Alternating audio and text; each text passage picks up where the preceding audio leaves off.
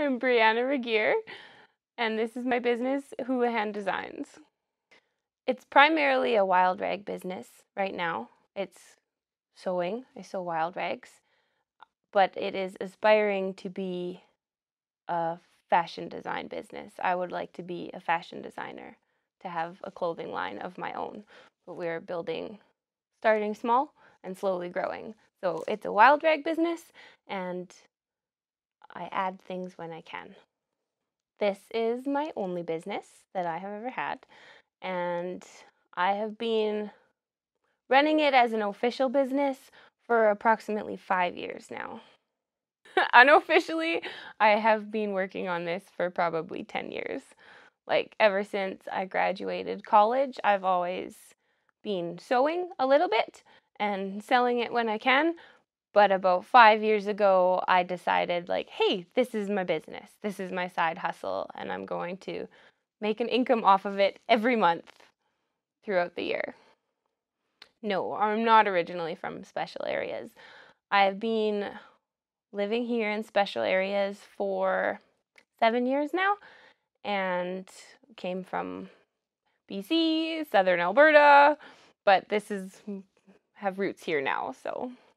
I moved here with my family. My dad got a ranch managing position out here, and I moved with my family so that I could go to college. And out of college, I worked a few jobs at some small businesses around the local area, which also inspired me to run my own small business. And I love the ranching lifestyle, and with my dad managing it, now I work for him and work on this on the side. It's hard, I would say, because you don't have as many people within your target market. Because you're in the rural area, there's not as much population to see the product that you're making. And so you have to really put yourself out there if you want people to see what you're doing, because a business like mine, it's in the basement. I sew in the basement. So if I want the people of the community to see it, I have to bring it to them because they don't come to me. That's a big question, actually, because it was growing for such a long time. It started mainly when I used to make wild rags just for my family. Like, my mom would hand sew these scarves, and they're like anywhere from 36 inches to 44 inches square, and she would like hand sew all the edges on them whenever she found beautiful silk. And I loved them, but they took her so long to make. And I had got a new sewing machine, and I had been trying it out and stuff, and I figured out a way to make them faster. So I started making wild rags for my family and for my friends, and then it was getting expensive because I was buying the fabric and making people these gifts, and people wanted them. So I was like, why don't I start selling them? So that's how that came about. I'm really passionate about the Western lifestyle and cowboy culture and Western fashion, and like, that's my jam. That's what fires me up about this. And cowboys have been wearing scarves for like ever, and they're usually silk, and it's just a square of fabric, and they're often like, the wilder the pattern, the better, because it's like their way to make a statement. It's work clothes, and work clothes aren't always very exciting, and it's a way to add something exciting to what you're wearing. And like, it's so often like it's cold or it's windy, and so we wear scarves, and that's the style of scarves that we wear. So this is like my most in-demand size. It's 44 inches square. So it's just a big square fabric. You fold it in a triangle. And then you just double knot it. So that's the wild rag. And then, like, they're handy because the tails are all out of the way and stuff too. So you could put on your scarf. But then if you're going to rope an animal or something, your scarf is never going to be in your way because it's up and it's safe. So if you're roping, you're not going to get your scarf caught in your dallies. And like there's some guys, they'll only wear floral wild rags. Some will only wear polka dots. And like they kind of each have their own thing sometimes. So it's really neat because you're helping somebody like really share their own personal style as well. Well, that's something that I have been building on for my whole life because my mom taught me to sew like when I was like barely old enough to run a sewing machine probably because it was something that she liked to do. And so I mean, I've been sewing forever, and when I graduated high school, I knew that I wanted to go to college for fashion design. Like it was never a question. I always knew that's what I wanted to do. So then I went to college in Lethbridge and I took my first year of fashion design and marketing. It was exciting. It was a challenge. It was a big challenge for me.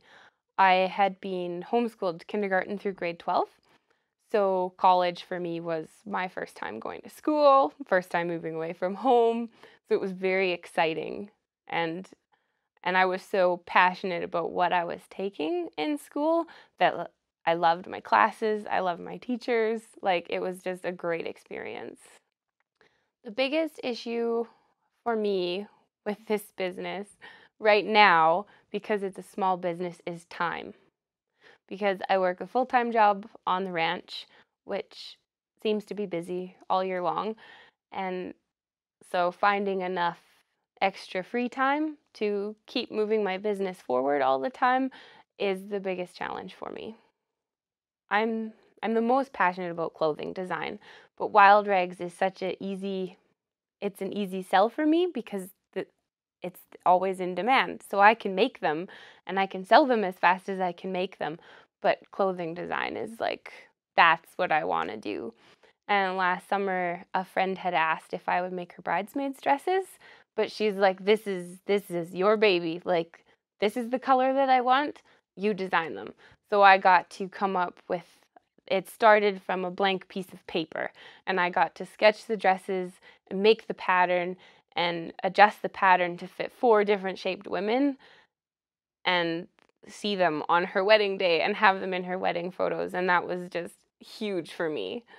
It was like, wow, I can do this. Like, this is good. I'm doing the right thing. The pattern making was the biggest challenge. Putting them together and sewing them was fine, but it was making sure that my pattern worked and making it work on 4 very different shaped women so that it like looked good and it accentuated them.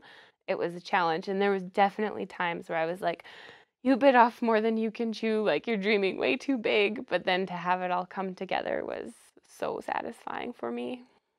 I'm a busy person. I don't really like to sit around. Like if I have time to sit around, I should probably be doing something.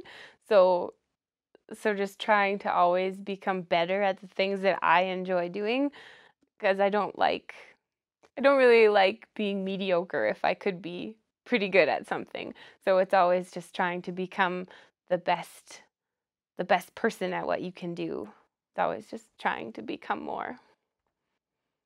It hasn't affected it like at all because I'm living with my family, and so I'm still around them all the time. It's maybe benefited my business in some ways because if I need a live model, my sister can try on things that I'm making.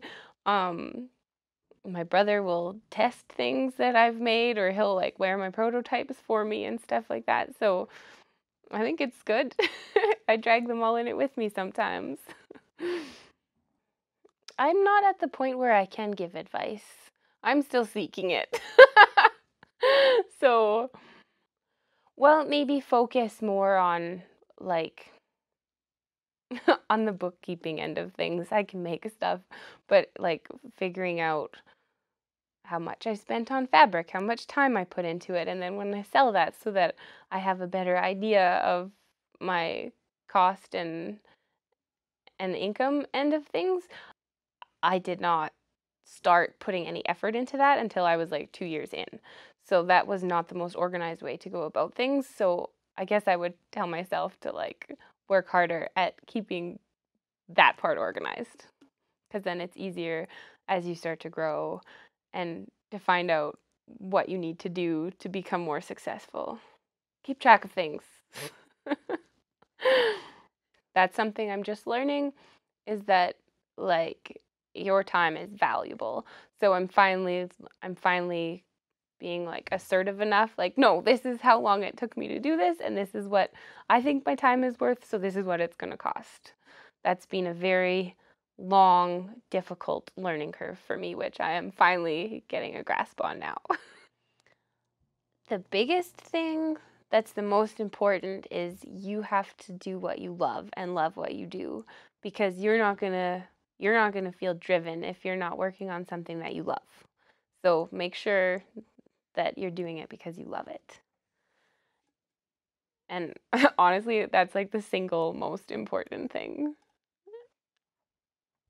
Don't stop believing in yourself. Like if you have an idea that you want to chase, just believe in yourself that you can do it. You might not be able to do it on the timeline that you planned that you wanted to do it, but if you're always trying and if you make a little step each day to become a little bit closer to what you're trying to achieve, then you're on the right track. To not be afraid to go bigger, because definitely the last 2 years, like I keep it safe at a level that I can handle, and I keep selling things that I know are selling, and I have to like take that leap and push myself a little bit further, because expansion would help, right? It brings you closer to what I would want in the long run. So I have to focus less on like, I love making the wild rags, but it's such a safe, easy thing for me to do. So I have to just push myself. I have to keep pushing myself. I've got dreams and goals in my head, but I don't have anything that I have specifically written on paper to have an official, like, this is what I want. I know it's important, and I've listened to some like podcasts and stuff about like, this is how to make your business plan and things like that, but I haven't actually. I guess if that was a business plan, that would be my end goal, to be able to support myself off of the things that I love to do. Business-wise, the one that plays over in my mind all the time would be, never give up on a dream because of the time it will take to achieve it, because the time will pass just the same.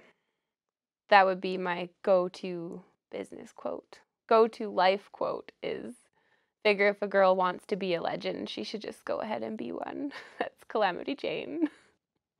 One of the harder things to portray with my business is, lots of people, because I can sew things, they're like, oh, could you just do this custom stuff for me? I saw this once, and I would like you to make something similar to it. But like, I am a creative individual, and I'm not out there to copy people's ideas, and I'm not out there to make something for you that is someone else's idea and try to offer it to you for less than where you saw it. And I think that's the thing that, I don't know, that kind of gets me sometimes, like, frustrating. And also, like, the timeline of things. Like, I have big ideas, and I will like sometimes share something on social media, but like, this is a side business, and I need time to make things. Like, I might have this great idea, but I can only implement it over the next like year and a half. So I might have a good idea, and then you get what you were waiting for a year and a half later, because it's just me down here.